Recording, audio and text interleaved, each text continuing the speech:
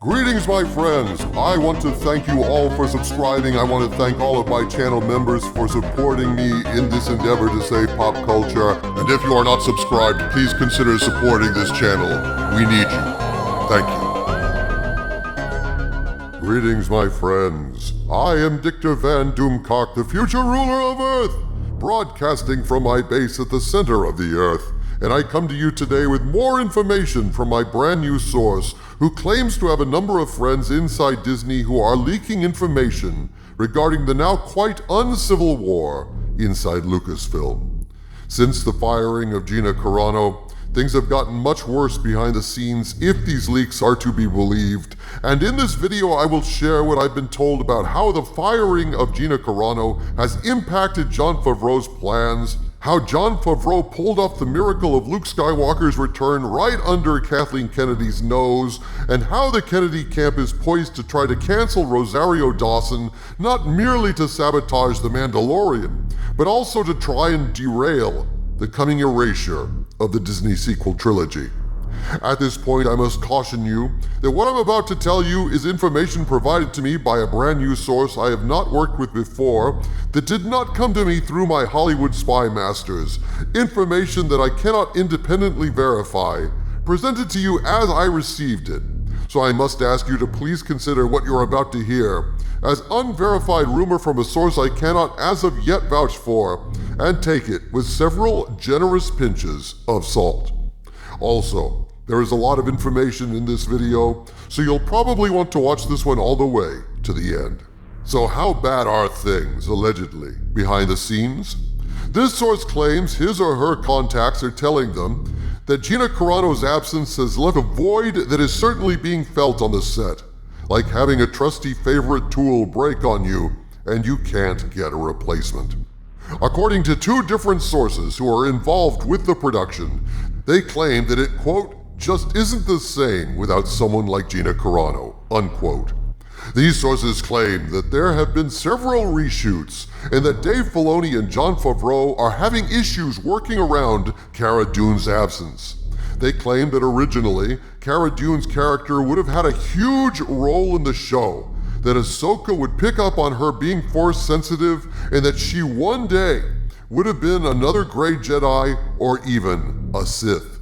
One of them claimed that while around the set, they were able to successfully ask Jon Favreau in person, he's a very busy guy and hard to get a hold of, about what his plan was regarding reworking the plot. Jon Favreau allegedly said, quote, "We're still getting the details together. We had it narrowed down to 3 possible endings, but the Eye of Sauron is upon us," unquote. This source verifies that Eye of Sauron is, quote, code for when either Kathleen Kennedy or someone at her level has ill intent or animosity towards an entire project and everyone involved in it. It's becoming more and more clear that Kathleen Kennedy despises Ahsoka Tano, as well as her actress Rosario Dawson, who is the unfortunate target of another up-and-coming harassment campaign on Twitter. Firing Gina Carano was the absolute worst thing they could have done. That emboldening online lunatics will only make everyone insane at the end. The second source on the set claims that Rosario Dawson is a strong and inspiring woman to work with, the same demographic Kathleen Kennedy loves to hate, unquote. This source claims that tensions between the Kennedy and Favreau camps are at an all-time high, but that things have been bad for a while now. How ugly are things exactly? They say a house divided cannot stand. And with Kennedy allegedly working against Favreau and The Mandalorian, Favreau reportedly had to jump through hoops of secretive activity in order to work his Christmas miracle.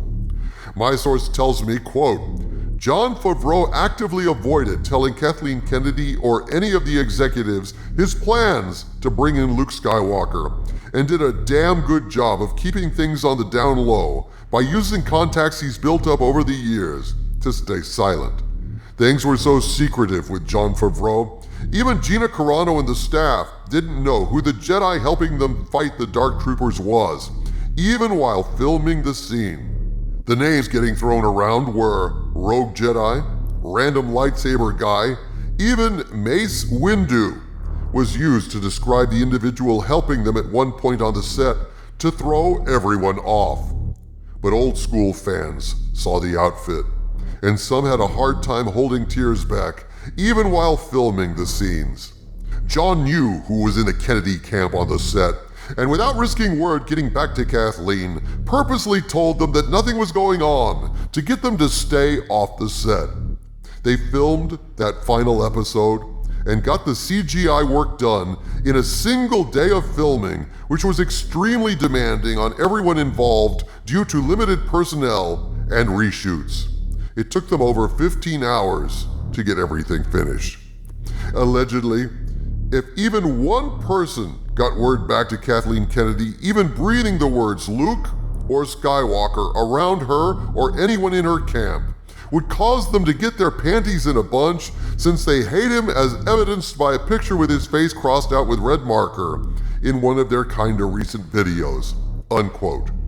Huh. Can you imagine that?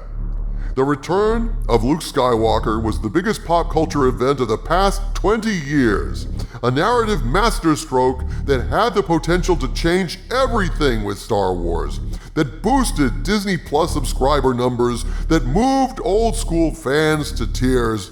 And to pull it off, Jon Favreau had to sneak around like a thief in the night, because if Kennedy had found out about it, she would have put an end to it, if this rumor is to be believed.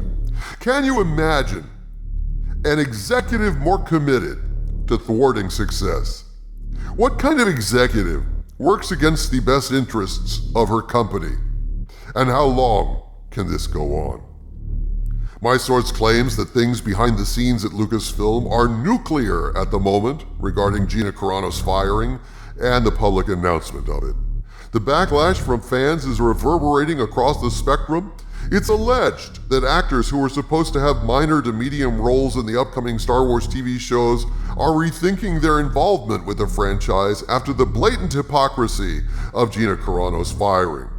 Gina Carano was liked by many of the actors, and they feel that publicly announcing her firing without even telling her was sending a threatening message to everyone whose politics don't line up with the ones they want.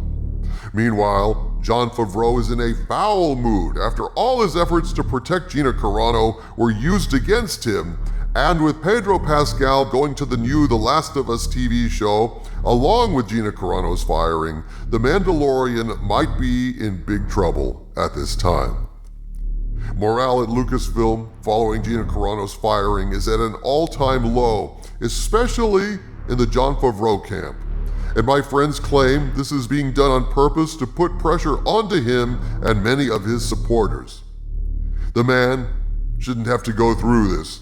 You know it's bad when he had to use code names to keep people from learning Luke Skywalker arrived at the end of Season 2 of The Mandalorian.